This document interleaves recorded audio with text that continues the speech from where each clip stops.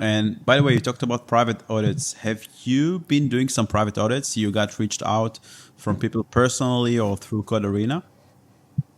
Actually, I haven't done a private audit yet. I have one that should be starting soon that they reached out to me through Code4Rena. But other than that, I've gotten like, I think like two other people have reached out to ask me if I wanted to do a private audit, but like due to like scheduling conflicts or they just found like a better option, so it didn't work out in the end. But other than that, not much activity on that end. Other than the one Code4Rena.